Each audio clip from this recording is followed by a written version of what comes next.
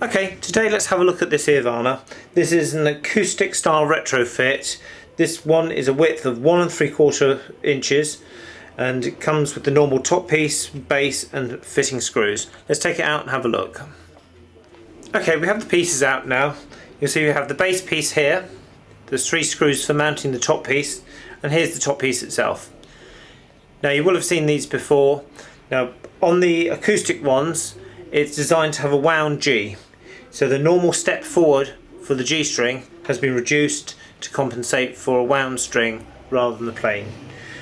This one, because it's an 1 3/4 length, is unslotted. So this one allows you to put your own slots in for your string spacing. So we're going to get this fitted on a guitar. Firstly, what we'll do is we need to take the bass unit here and we need to get the depth about right so this top surface kind of sits just neat and flush with the top of the fingerboard. We'll get that glued in.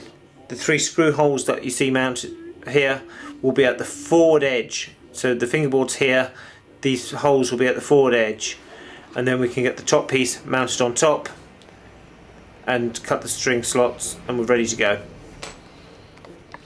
Okay, here's the guitar we're going to fit this nut on. We've actually got a lovely Taylor guitar. Now this guitar is also in for refretting, so you can see the frets are missing here. Now in this particular case it's going to make the job of installing the bass unit a bit easier, but I'm going to show you how to do it the proper way anyway. Now we've actually put the bass unit in place here and it's a nice fit this way, so we've actually taken a little bit of material off the plastic here. We filed it down to make it exactly the right fit, so that's gone in really nice and snug there. Now it's still a little bit too tall over here. Now normally what we'd be doing is we'd be taking this piece back out and removing some from the underside and rubbing it against a piece of sandpaper or a file till we actually get it down to the right height. The fingerboard has a particular radius. Now we always know this in advance, but I've just taken a measurement. Here I've got a Stuart McDonald radius gauge and I put it on the fingerboard. You can see it's curved surfaces. Now we've already just measured this and it's actually a 12-inch radius. So we're going to just put that back on the board and measure, and sure enough the curved surface matches the fingerboard nicely. Now checking the top surface of the nut, we find that's actually very slightly more than a 12, so we're going to actually have to bring this level down so that it's flush with this. We've got it pretty much flush with the top surface and we're just going to actually take the top off so that it's completely flush with this. Now on this particular guitar, because we don't have any frets in, we can get in it backwards and forwards with an appropriate file much easier, although it's just a question of working in this localized area. Right, we've got this extra tool. It's actually from Stuart McDonald, who supplies us with so many of our very helpful tools, and it's actually a radius sanding block. So it's a wooden block, the underside of which is a radius which is 12 inches. You can see it's stamped on the end 12 just to make it easier to find.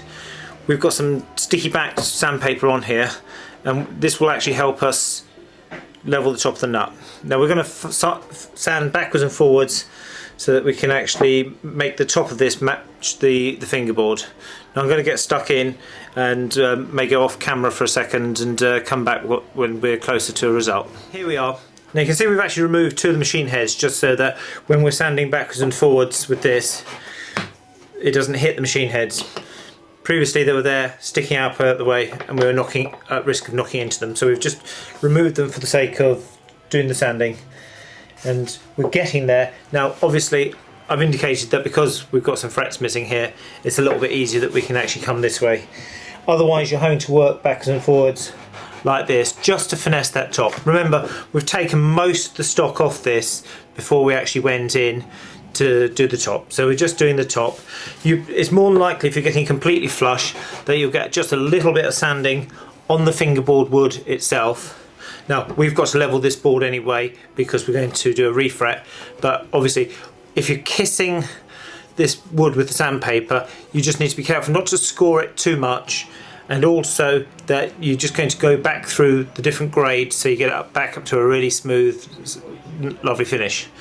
Okay, having got this far and it's actually nice and flush, we're happy with the top. The new top piece will fit on there snug, but we're going to have to trim the very edges.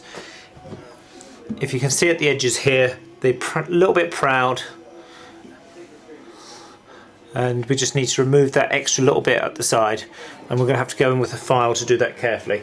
Now obviously we can detach the piece and do it away from that, or we can leave it in situ and just sand those off.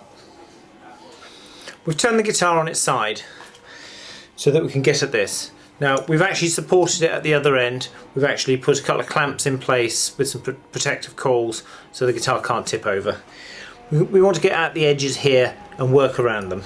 Now we've got a selection of files. We've got a selection of these from StewMac, which is some nice little set of files for woodworking. We've also got some slightly finer files. This is actually a little triangular file in profile. This is an even smaller baby triangular file that we use for fret ends. These are actually a single cut, so they'll cut just in one direction, not both in push and pull, just on the push. So we're going to use these because they're a little bit more controlled. I've got some magic tape, the sort of stuff that you get at a stationery or a hardware store, but you could use masking tape. I'm just going to put a little piece around the edges of the base, just so that we can get that. Now to make sure that this isn't too sticky before I put it on a finish, I'm just going to stick it to the back of my hand, peel that off, and it's lost about half its stickiness. And I'm just going to put it carefully on the guitar there, and it's just so that as I initially go in with the file, I'm not going to hit the wood of the guitar. If I start wearing away at the tape, then obviously I can put another piece on, but I just want to make sure I'm not hitting the wood of the guitar. Again, another piece, I just put it on the back of my hand just to take the sticky off a little bit. And there we go. Now I might put another piece here at the bottom, but I'm just going to actually gently go in with the file. And that's the proud corner that I'm getting, so I'm just hitting that corner nicely.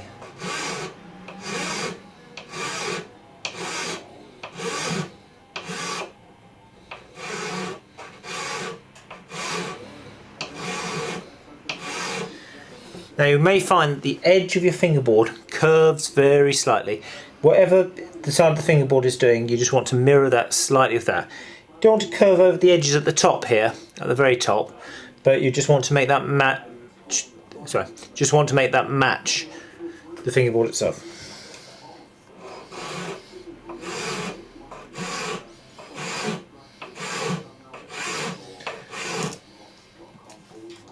Now if you saw that just caught the tape, I know that I'm very close to the right depth.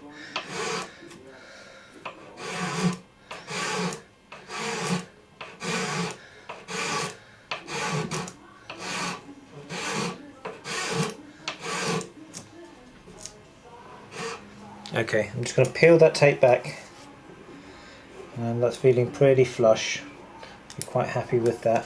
Might just need to take off the little burr of plastic at the top edge there, and that very edge might just require a little bit of rounding over, not much, just tiniest amount, so it matches that. Taking the tape off carefully.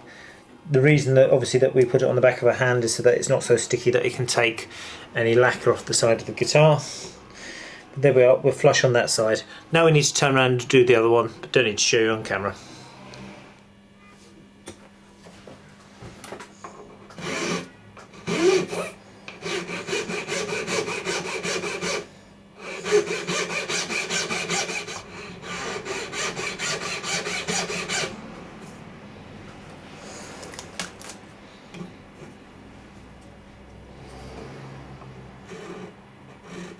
I'm paying particular attention to this bottom corner here because that's where you might most likely feel any discrepancy between the levels.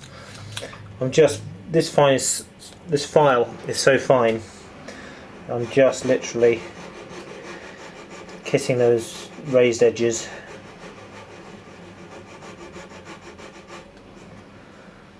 There we go.